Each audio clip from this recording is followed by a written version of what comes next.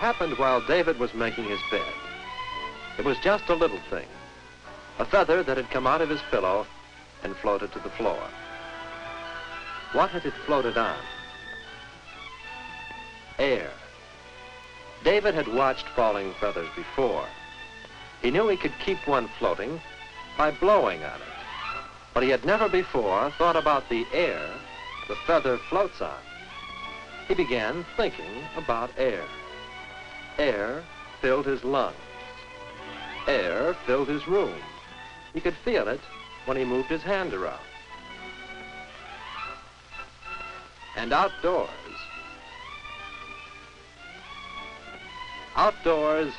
air was everywhere.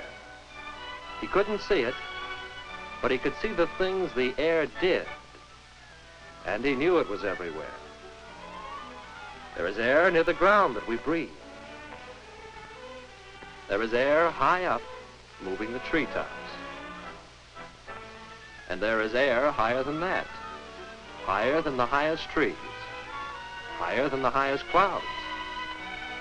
Air is all around the earth like a great ocean.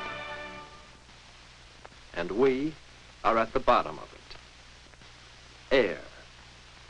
David's rear tire needed some air. It was almost flat. And that's what he was going to do this Saturday morning, take his bike to the filling station to get air. As he walked along, David thought about air. Air weighs something. Everything does. And the weight of all the air above us is pushing down on us all the time. But air is all around us, too. Does air only push down? David remembered an experiment he once did in school with a balloon. The balloon had holes in it that were covered with tapes.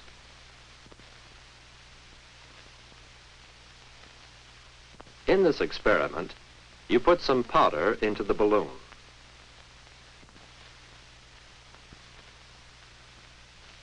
Then you fasten a hose to the balloon from a tank of compressed air.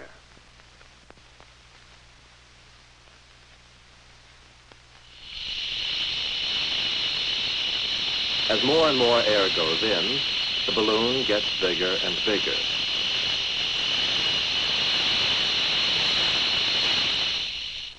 Now, what is the air inside the balloon doing? We can find out by pulling the tapes off one at a time. Air must be pushing down on the bottom of the balloon because it's blowing the powder out. Well, that isn't surprising. But what will happen if we open the top hole?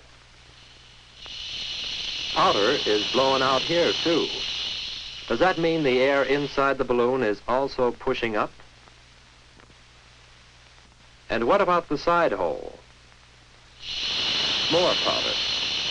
Does that mean the air inside the balloon is pushing sideways too? Yes. The air inside the balloon is pushing up and down and sideways. In fact, the air is pushing in all directions. And air inside a balloon is just the same as the air all around us. The air around us is pushing too. How is the air pushing on David? Air above David is pushing down on him. Air is also pushing on the front of David, and on his back, and on his sides. And even down here, underneath his feet, where there are little bits of air, the air is pushing up on David. Wherever the air is touching David, it is pushing on him. We call this pushing by the air pressure. Wherever there is air pressure.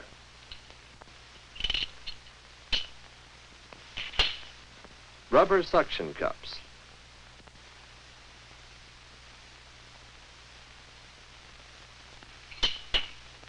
Why do the suction cups stay on the board? Why are they so hard to get off? Is air pressure the answer? When you just touch them to the board, they don't stay. You have to push them in hard, and then they stay. Why? What David knew about air pressure would help to explain it. There is air all around the suction cup, and there is air pressure pushing on the suction cup on all parts of it. When you just touch the cup to the board, you don't change the air pressure all around it.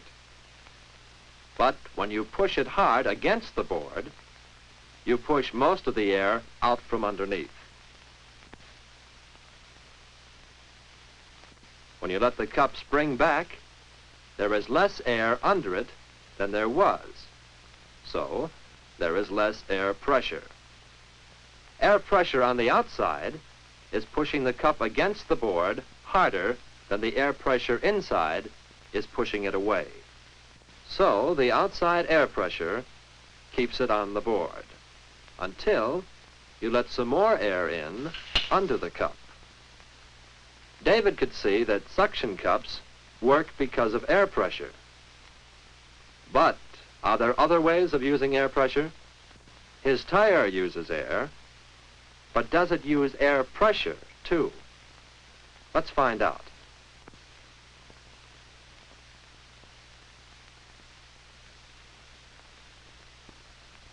From an air hose, we can force air into the tire. As more and more air goes in, the tire becomes harder and harder. Why?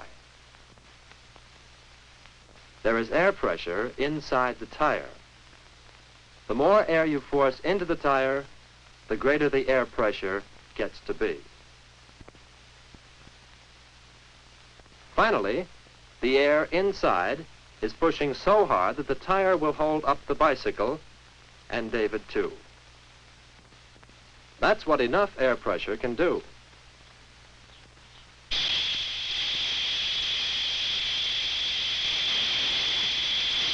Does air pressure have anything to do with this automobile lift? The lift is coming down, and air is coming out here.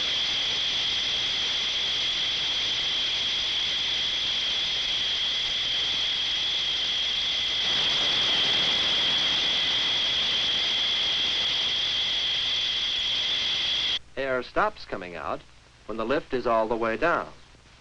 How does the lift work? Opening the valve forces air into the lift, and the lift goes up, carrying the car with it. David could see that air pressure can hold up a heavy car.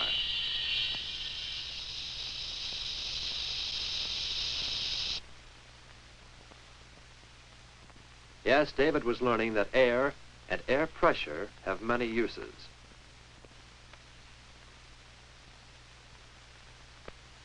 On his way home, he was reminded of another important use of air. Does air pressure help an airplane fly? Yes. An airplane flies because of air pressure on its wings. When the airplane is standing still, there is air pressure all around the wings. The air pressure pushes down just as hard as it pushes up. But when the airplane starts moving forward, the air pressure changes. Because of the way the wings are shaped, as the plane goes faster, there is less pressure pushing down than there is pushing up. And when the plane is going very fast, the air pressure pushing up lifts the heavy airplane. That's why an airplane flies.